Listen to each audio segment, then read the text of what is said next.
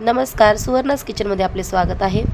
आज आपण जशी भंडाऱ्यात आपण खात असतो आलू छोलेची भाजी तशी भाजी बनवणार आहोत। अगदी सोपी भाजी आहे। तुम्ही देखील नक्की ही भाजी ट्राय करा, कशी बनली म्हणून मला नक्की फीडबॅकमध्ये सांगा। त्या अगोदर माझ्या यूट्यूब चॅनलला सबस्क्राईब करा आणि बेल आयकॉनला क्लिक करायला विसरू नका। तर इथे मी एक छोटा कुकर मी इथे गॅसवर चढवून घेतलेला आहे। त्यामध्ये 1.5 ग्लास पाणी मी अगोदरच टाकून घेतलेलं आहे आणि काही छोले होते रात्री भिजत घातले ते आणि 2 मीडियम साईजचे बटाटे मी त्यामध्ये चिरून हे घातलेले आहेत। बटाट्याच्या फोडी तुम्ही लागल्यास खूपच बारीक चिरू शकता। मी ते जरा जास्तच मोठे घेतलेले आहेत, कारण जसं आपण भंडाऱ्यात खातो आलू छोले तसाच बटाटा मी इथे ठेवलेला आहे। तर इथे आपण थोडीशी उकळ काढून घेणार आहोत कुकरमध्ये त्या छोलेच्या पाण्यामध्ये आणि मग हा कुकर आपण लावून 2 ते 3 शिट्टी अशी काढून घेणार आहोत।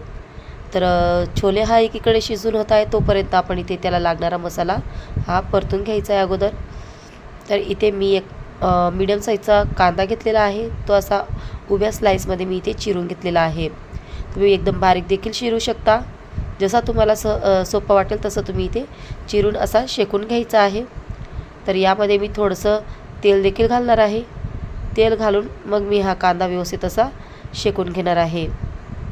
आपल्याला खूपच काळपट असा शेकायचा नाही आहे, थोडासा मऊसूत राहायला पाहिजे, त्याचा कलर चेंज व्हायला पाहिजे असं आपण इथे हा कांदा शेकून घेणार आहोत। त्याचबरोबरीने आपण खोबऱ्याचा काप केलेले आहेत ते देखील त्यामध्ये आपण परतून घेणार आहोत आणि काही आलं लसूण असा आपण इथे मसाला तयार करणार आहोत। तर एक सिक्रेट म्हणजे त्यामध्ये मी टोमॅटो देखील घालणार आहे, कारण हे आपलं काळं वाटण झालेलं आहे। एक प्रकारे आपण काळं वाटण जे तयार करतो त्यासाठी जो मसाला तयार करतो तसाच मसाला आपण इथे तयार केलेला आहे। तर त्यामध्ये आपण एक वस्तू म्हणजेच त्यात आपण टोमॅटो घालणार आहोत। तर इथे आपला कांदा हा व्यवस्थितपणे असा शेकून घेतलेला आहे, आपण तुम्ही बघितलाच असेल। मी जास्त काळा पण नाही केलेला आहे आणि अगदी कच्चा असा देखील राहू दिलेला नाही आहे। व्यवस्थित असा आपल्याला कांदा शेकून घ्यायचा आहे। कोणी कोणी कच्चा कांदा घालतं, पण त्याची चव ही वेगळीच असते। जर तुम्ही या पद्धतीने जर हा छोले मसाला ट्राय केला तर बेस्ट आपला आला, जसं आपण भंडाऱ्यामध्ये आलू छोलेची भाजी खातो तशी जी भाजी बनून तयार होते। तर एकीकडे आपण हा आपला जो कोरडा मसाला होता कांदा आणि खोबऱ्याचा तो शेकून घेतलेला आहे। यात मी 10 ते 12 अशा लसूणच्या पाकळ्या घेतलेल्या आहे आणि आल्याचा मोठा असा तुकडा घेतलेला आहे, तो देखील मी इथे कट करून घेतलेला आहे। तर आता इथे मी एक टोमॅटो घेतलेला आहे, खूपच छोटाही नाही घेतलेला आहे, खूपच मोठा देखील घेतलेला नाही, मीडियम साईजचा मी इथे एक टोमॅटो घेतलेला आहे। तर एक टोमॅटो भरपूर होईल आपल्याला या भाजीसाठी या वाटणसाठी। तर तो देखील मी इथे कट करून घेत आहे आणि हे सगळं वाटण मी वाटून घेणार आहे। त्यामध्ये मी थोडंसं एक दालचिनीचा तुकडा देखील टाकलेला आहे। तुम्ही डायरेक्ट भाजी फोडणी देताना देखील दालचिनीचा तुकडा टाकू शकता, पण जर तुम्ही मसाल्यामध्ये त्याला दळून घेतला तर खूपच छान होईल। तर एकीकडे आपले छोले आणि आलू हा शिजून झालेला आहे कुकरमध्ये। आता गॅसवरती आपण इथे कढई चढवून घेणार आहोत। कढईमध्ये तुम्ही आवश्यकतेनुसार तेल टाकून घ्यायचं आहे। खूपच तरी हवी असेल तुम्हाला तर तुम्ही तेलाचं प्रमाण हे वाढवू शकता। तर यामध्ये 4 ते 5 मी काळी मिरी आणि 2-3 लवंग असे टाकलेले आहेत आणि 2 मी इथे तमालपत्र घातलेले आहेत। त्यानंतर जो आपण मसाला तयार केलेला होता तो मी यामध्ये परतून घेणार आहे। मसाला आपण अगोदरच भाजलेला आहे, तर खूपच आपल्याला त्याचा खूपच रंग बदलेल असं आपल्याला इथे भाजायचा नाही आहे किंवा शेकायचा नाही आहे तेलामध्ये।